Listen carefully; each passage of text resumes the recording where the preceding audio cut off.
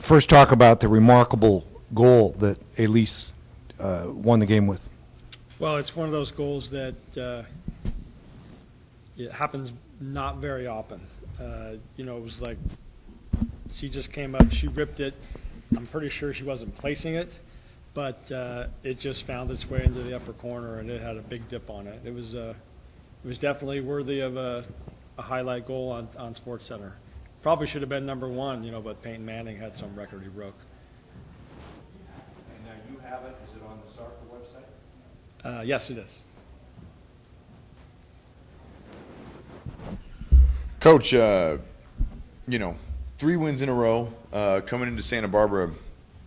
You know, kind of just talk about where you guys are and kind of the momentum coming into, you know, arguably one of the bigger matchups in your season. It's you know, we've been the last couple of weeks.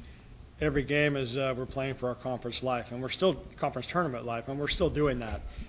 You know, we're not mathematically into the conference tournament yet, but we've got some results now. And, you know, a game with Santa Barbara is always big. It's the blue-green rivalry. There's a lot at stake. It's our senior day.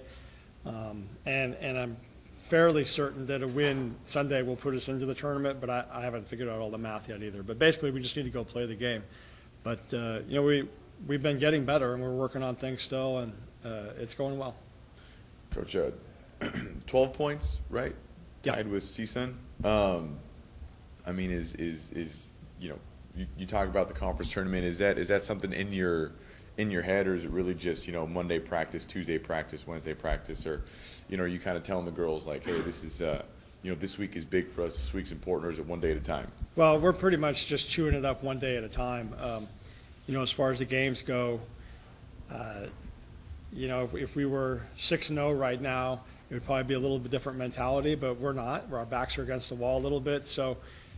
You know, we're just taking little pieces of things we need to get better at. We worked at some today. We'll do some more tomorrow. And then Sunday comes, and we'll be ready to play. What does Santa Barbara do? What do they do well? And, you know, how do you guys want to counteract that?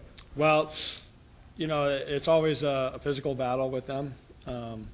They're pretty well organized. You know, I think they throw a lot of bodies into the center of the field. I think, at least that's what we've seen. So we're going to try to work ways to find a way to get around that. But, you know, they've struggled a little bit the last couple of games getting results, and so they're fighting for their conference tournament life too. So it's kind of like win or go home kind of thing.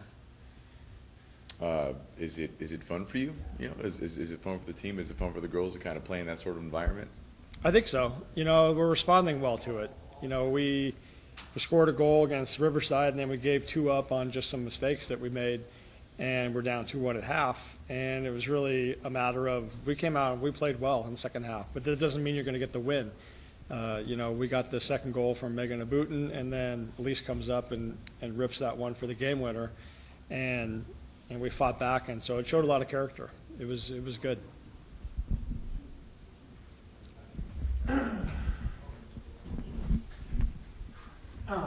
That game-winning goal. Record-tying goal, game-winning goal. What was your immediate response to watching that play unfold? Well, as I was watching it, I was thinking, as I had in the past last year, it's like, why are you taking that shot?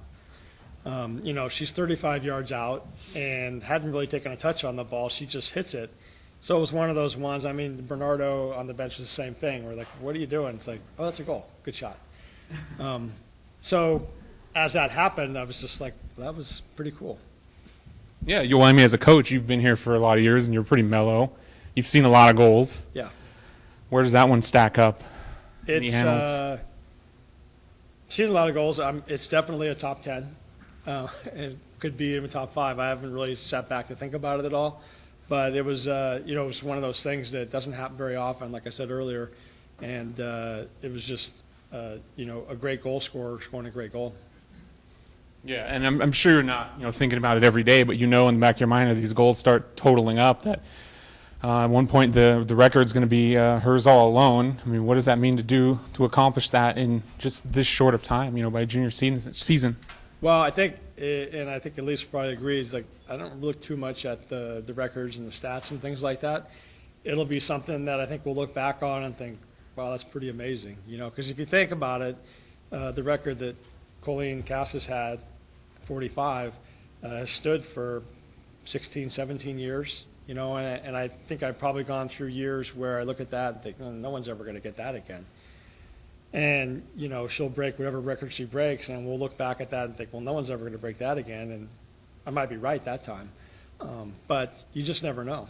You know, there's a lot of special players out there, and they're in the right environment, they can make things happen. So we'll enjoy it while it's here, and then kind of move on from there. Yeah. Pardon me if anyone's asked all this before, but had you ever had a sports-centered goal before? I have not. So that's a bucket list thing. So I got that off my bucket list now. Yeah, cool.